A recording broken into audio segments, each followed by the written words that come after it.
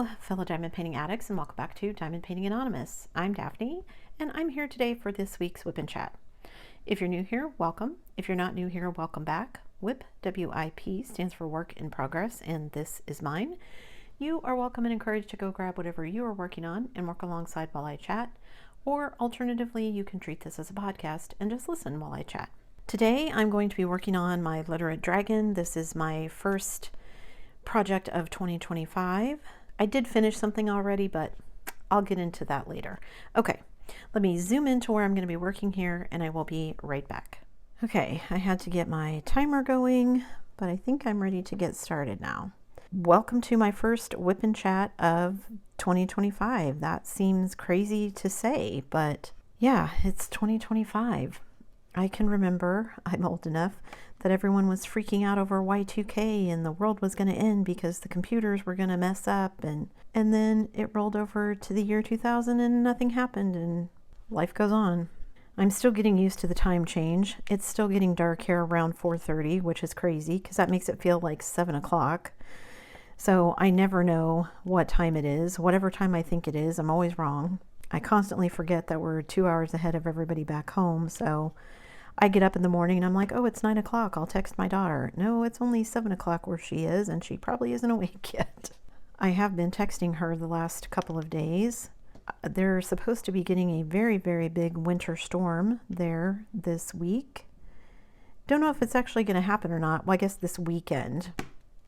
So by the time this video comes out, I may know whether or not there's a big storm, but they're saying an inch of ice and between 4 and 9 inches of snow. And I can't remember the last time we had that much snow in Kansas. So I've been texting my oldest, make sure she's got her solar thing charged so that she has a battery so she can charge her phone and her iPad so that she has a way to contact somebody.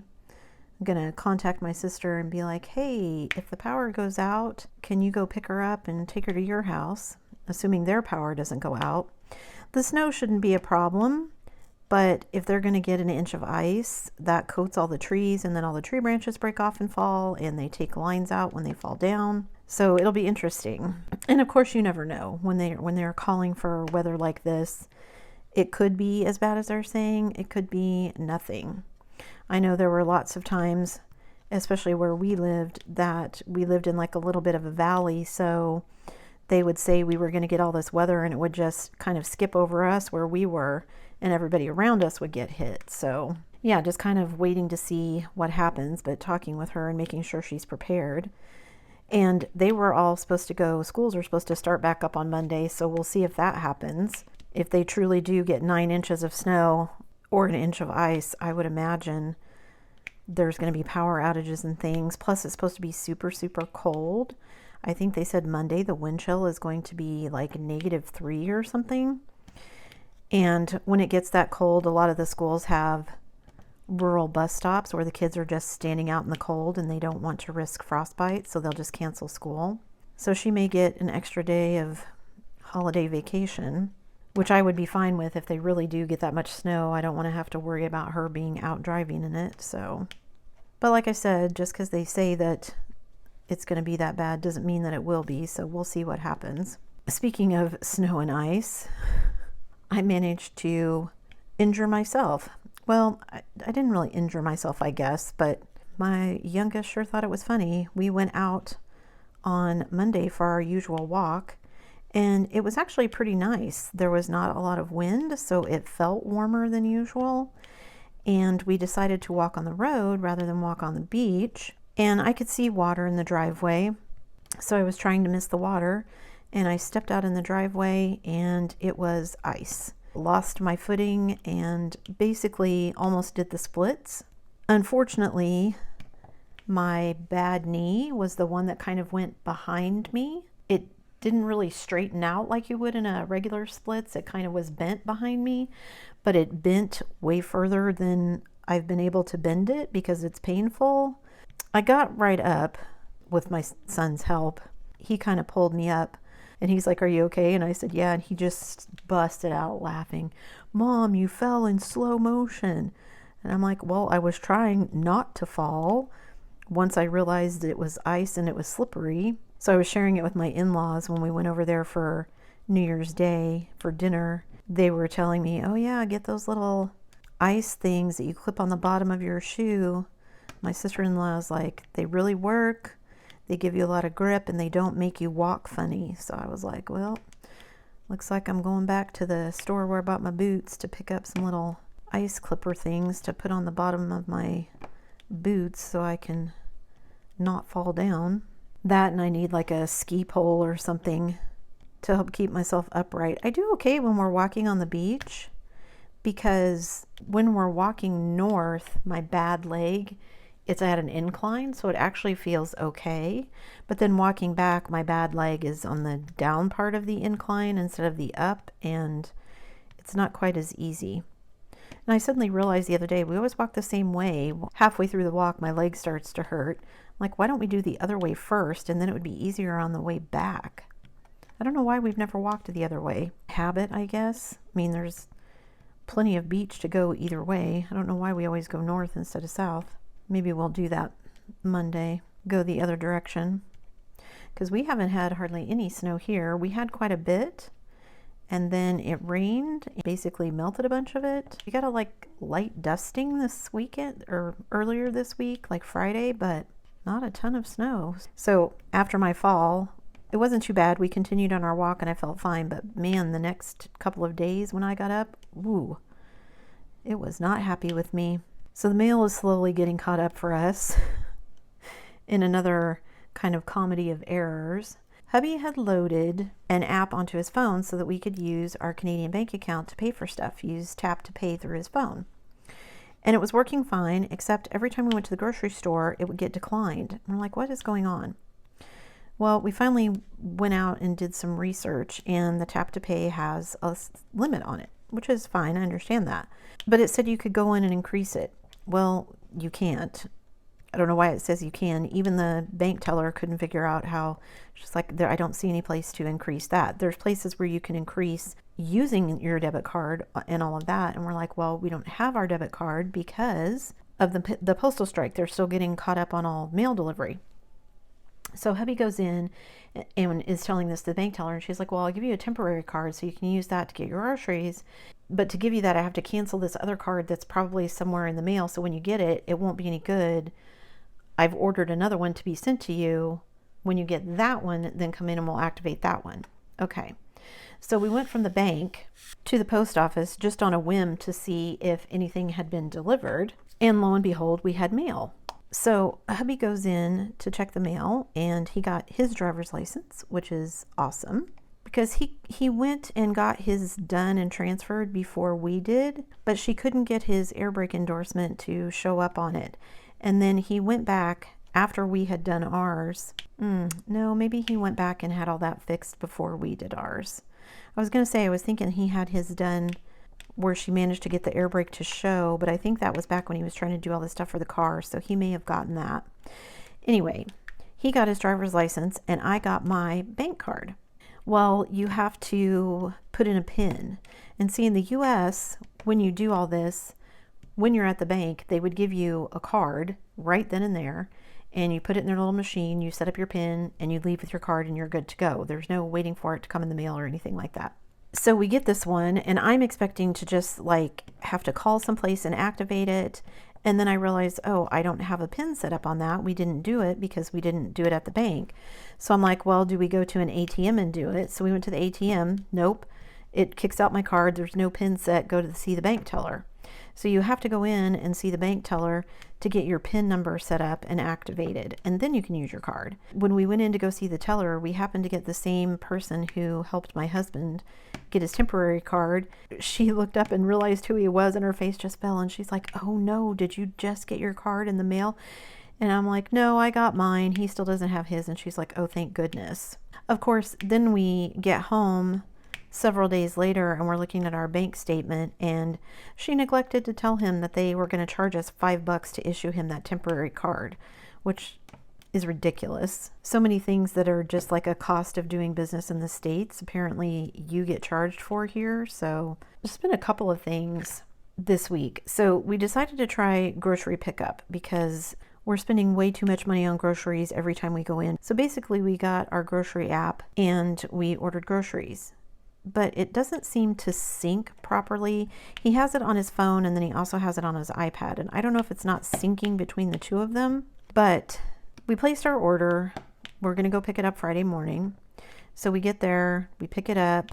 It's a little bit different here because they bring them out in like these big bins, which you can either buy or basically you just tell them you have your own bags and you put your bags out in the back of your vehicle and then you unload your groceries from the bins into your grocery bags, your reusable grocery bags. And my husband's like, we should get a couple of laundry baskets and just use those. And I'm like, well, I'm not opposed to that, but when you buy a lot of like drinks and things, big bottles of stuff, it gets too heavy to be able to carry them. And he's like, yeah, but just it'd be easier than using the grocery bags if we're going to do it this way. Okay, fine. Well, so then we're looking at the total for the grocery. We were buying groceries for the week because their app is not great. We bought 2 cases with 12 cans of pop because they were on sale. So one for him and one for me. And then he wanted some 7-Up. So we got another case of that. And then there were 3 other cases of like sparkling water. And I'm like, were you super thirsty? And he's like, no, I thought I canceled all these. I just wanted to try this one. And then I took these other 2 off. And I'm like, well, apparently you didn't because we got all of them. So he goes in and is looking at the app to see if they were truly on there still and what was going on. And he's like, well, let me go check the bank on his phone to see what the bank statement says. But there's a $304 or $324 charge on our phone on the bank for the groceries. And I'm like, what is going on? Why is there such a difference? So he gets on and does some research and they're like, oh, well, just to hedge their bets and make sure that people don't overdraw their account and that there's money in there to pay for all the groceries, they put in basically a hold for your groceries on your bank account for 125% of whatever your order is. And I'm like, so if I order groceries through the app, I got to plan on an extra 25% being on hold in my bank account. It wouldn't matter to us, but that would matter a whole lot to people who are watching all their pennies. Like, that's ridiculous. And I said, well, I guess note to self, instead of using the app, I just need to go to the grocery store without hubby. And then maybe I can just do my shopping and get out. We've also been looking for a second car to buy. We've test driven a whole bunch of them. Every time I turn around, hubby's looking at more of them, which hubby car shops all the time, just as a pastime. But every time we'd go look at something and we'd think, okay, this might be it, the next day he's got like 4 or 5 more for me to look at. And I'm like, okay, new cars are going to come up and always be available. Stop shopping. We've got this many to pick from. Let's go make a decision. I'm not going to car shop for the next 6 months. Also, side note, whenever you test drive a car in the US, they take a copy of your driver's license, mostly for insurance purposes. So if you crash the car, they can claim it on their insurance that you were out for a test drive. Only one dealership that he went to here in Canada took a copy of his driver's license. The rest of them just handed the keys. Here, go take it on a test drive. And most of the cars are low jacked, so he couldn't just disappear with it. Not that he would have anyway, but yeah, just crazy differences. Anyway, we finally found one. We found 2. We had narrowed it down to 2. One of them had a lot more bells and whistles, including remote start, which I really wanted. However, the one with remote start, the heated seats did not work very well. It had a lot more miles on it. It was an ugly color. And I'm like, I just think I would rather have the other one, even if it doesn't have the remote start. I like the color better. The heated seats work better. It was quieter to drive. Hubby went back and was wheeling and dealing and got them to agree to put in the remote start for us. So we're getting the one that has like 40,000 less miles, or less kilometers, I guess. So whatever that is in miles. But the one with less miles is only a year older and it's in really good shape. So we're going Monday to pick up that car, hopefully. The best part, the dealers here apparently handle all the registration, putting plates on the car and all that. So we show up, sign all the paperwork, and they do all the registration and that stuff. So we don't have to go to the DMV and do any of that. So that sounds amazing after our last couple of trips to the DMV, having to go back because they put my son's birthday in wrong. Not an experience I want to repeat anytime soon. So when hubby was like, oh yeah, they do all this for us, I was like, awesome. So I'm looking forward to that, looking forward to having a second car. We did also start really kind of looking at houses. And of course, it turns out there's going to be a bunch of weird rules in Canada. We were talking with a realtor and telling him, you know, we sold our house in the US. We're going to use the proceeds from the sale of that to buy something new. And we were hoping that we would be able to just get something outright. I don't think we're going to be able to do that. We're either going to have to pull some money out of some retirement funds, or we're going to have to get a small mortgage or loan. We're not sure which. But the realtor is like, well, if you're going to use whatever money you use for a down payment, it has to be in an account for 90 days. Like, what are you talking about? Why does it have to be in an account for 90 days? I guess we just have to show that the funds are available. And he's like, well, when are you going to sell your house in the US? And we're like, we already sold it. We sold it back in October. We have the money sitting in an account. Oh, well, you probably just have to show a bank statement then. He's like, I'm not really sure. He's not the mortgage person, obviously. Anyway, so hubby and I have been looking. Hubby found an A-frame kind of out in the woods that he really, really wants, but it's out in the middle of nowhere. And I'm like, if we were 20 years younger, then I would say yes. But we're both getting older with his diabetes and everything else. I'm like, I don't want to be that far. Like, we'd be almost an hour from the closest hospital. I don't want to do that. Plus, it'd be further from his family, and it would be a lot further for him to see his dad. And if he goes back to work, it's probably would be a lot farther for him to drive for work. So I was just like, I get it. It's a cute little A-frame, but it's got a weird spiral staircase that would make it really awkward to get furniture up and down. So I don't want a repeat of what we're dealing with here at the rental. So now we're set to, now that we are going to be picking up a second car, we should be able to start looking for jobs and figure out what we're doing. If hubby's going to storm work, if he's going to go back to a regular 9 to 5 for a couple of years. He really wants to just retire, but depending on what the housing situation looks like, I don't know if that's in the cards yet, because the tax situation is still a little nebulous for us trying to figure out what we're going to do, because none of us have had jobs or income while we're basically waiting here in the rental, while we were waiting on his retirement money to come through and all of that. So don't know what our taxes are going to look like. We've got someone who's going to be helping us file them, but yeah, it's just going to be interesting. I need to figure out some sort of insurance. We will be covered by the provincial health care, but that doesn't cover dental, vision, or prescriptions. And that we always got through hubby's job. So now we're like, okay. And I suddenly realized the other day, I was just thinking that youngest would stay on our insurance until he turns 26, because that's how it would work in the States, but that's not how it works here. So we got to figure out and get a policy for him to cover dental, vision, prescriptions. Not that he needs any of that, so we probably don't have to, but my sister-in-law said something to me about pre-existing conditions. So I'm like, well, before our other health insurance runs out, I want to get something covered. So not that he would have any pre-existing conditions, but hubby and I certainly might. Hubby for sure would. I don't know if they'd consider my nodules pre-existing, but I don't want to take the chance of something not being covered for those. So lots to do still before our lease runs out here. So it'd be kind of nice if hubby didn't go back to work, just so we could get settled and moved and all of that. But we'll see what's going to happen. Oh, and I just realized I missed a green one there. Oh well. Oh, and one last thing I wanted to ask you guys. I've been looking everywhere. I want to buy, hubby got a new cutting machine for Christmas. And so we experimented with it a little bit, because I was setting up my new planner and I already had the sticker files. So we used the new machine, works great, he loves it. But I was going to make some new release papers for myself. I didn't bring any sticker paper with us. I used what I had up, and everything I didn't use I gave to my daughter. But the place that I was buying sticker paper from in the US is in the US, and I can get it shipped here. But basically I would pay what the paper costs in shipping fees for them to ship it to Canada. And I'm like, there's got to be a paper supplier in Canada that sells sticker paper, right? Because I need sticker paper that is not printed on the back, like the non-sticky side that I use to make my cover sheets. it can't have any slits in it, and it can't have anything printed on it. So I found some that were 8.5 by 11 with no slits, but they had, like, whoever was selling the paper, it had their logo on the back. That's not what I need. So those of you who live in Canada, where do you buy like bulk sticker paper? I looked at Staples, I looked at Walmart, I looked on Amazon.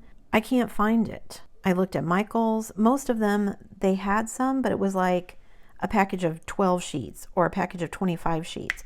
I need like a package of 100, 250, 500 sheets, and I can't seem to find where to get them at. Or if I can't get sticker paper that isn't printed on the back to make my cover sheets, is there some place where I can get like the printable silicone paper? Because I did some looking for that and couldn't find that either. I'm like, there's got to be a place in Canada that I can buy bulk paper from. Right? That would be crazy if there wasn't, but I can't seem to find any. So yeah, if you know where to get those kind of supplies in Canada, leave me a comment down below, because I would love to be able to not pay $70 in shipping from the US. I mean, honestly, for that much money, I could probably have my sister or my daughter buy it and ship it to me UPS for less money. That just seems crazy. Because I know paper's heavy to ship, but still. My sister shipped me, I bought a bunch of budget inserts for my Happy Planner for this year. They were having a sale on them, so I got 4 of them, and they were pretty hefty. And she mailed them to me in a box with a bunch of other stuff, and it didn't cost that much to ship. So you'd think these companies would be getting a deal from these shipping companies because they do bulk business, but it doesn't seem that way. So I think that's everything I wanted to cover for my regular life. Let's move on to my diamond painting life.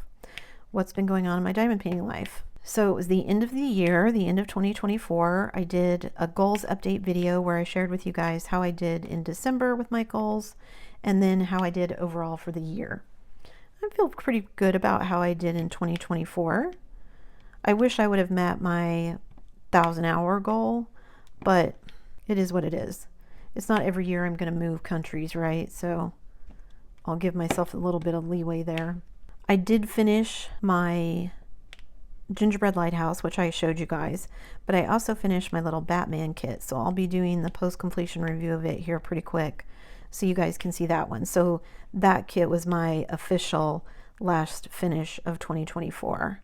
And then my first finish for 2025 is not going to be this one officially, because my first finish for 2025 is the temperature blanket kit that I bought from Craft Pack Canada back at the beginning of 2024. So I originally bought it thinking that it would be half and half. You know, we thought we'd be moving in July or August. So I thought, well, it'll be half US, half Canada, and that would be an interesting kind of memento.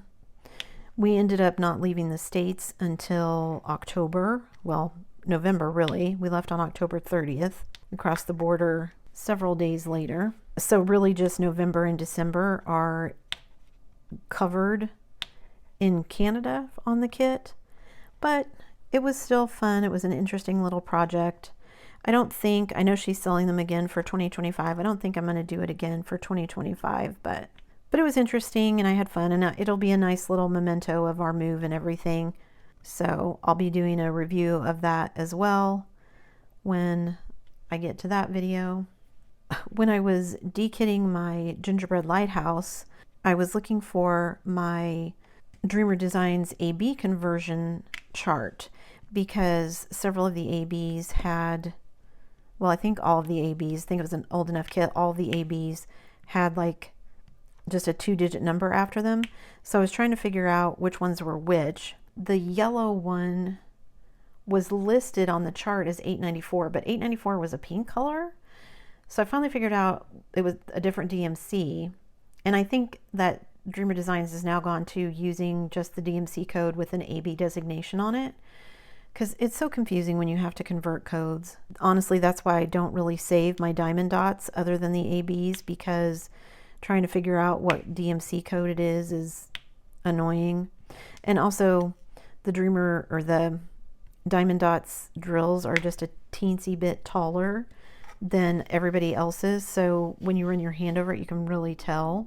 Also, it's interesting to me, I was out looking for the DMC codes for this conversion on the gingerbread lighthouse. So I saw it there, and then I also saw Lizette talking about it in one of her videos, that she had ordered some kits because the companies were not going to be selling to EU companies anymore. They were UK companies that wouldn't be selling to British companies. Because I guess it's always interesting to me how when the EU or some other country, usually the EU though, has some new regulation that comes into effect, it creates this ripple everywhere else. So like when they very first, I think it was the EU, introduced the GDPR, the data privacy stuff, everybody suddenly was seeing all the options everywhere. They made this regulation, you get to be in control of your data, you can ask people to delete it, you can tell them not to collect it, all this kind of stuff. And so even in the US, even though it was a European law, rather than trying to make it apply here but not there, there but not here kind of thing, they just said, well, we're just gonna blanket apply it and then we're covered, right? So you saw those things everywhere. And then they passed some rule about cookie notifications, that you had to give people the chance to opt out of all these tracking cookies and collecting your data and all that kind of stuff. So now, even in the States, we were seeing those notices pop up everywhere because, again, it was easier just to apply it across the board than try to only apply it in the places where it was mandated. So now you see them everywhere. Although I just came across one today where it was like, oh, here's what we collect and you can manage your preferences. But when you go to manage your preferences, it doesn't give you the option to turn anything off. And I'm one of those people that I'm just like, well, if you're not going to give me the option to turn it off, then I don't need your website.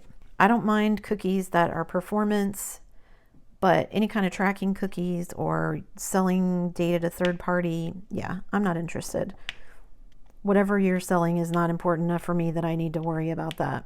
Anyway, so now the EU has passed some regulation about something about product specifications. So like if you're a company that sells something like diamond paintings, you have to have basically product specs for everything, which typically isn't a thing unless you're like a manufacturer, at least in the US. So typically in the US, like if you manufacture paper, somewhere there's specs on how the paper is manufactured, what goes into it, what it is as a completed product, you know, how heavy is it, what size is it, all that kind of stuff. But I guess now they're making it in the UK so that every business has to do that.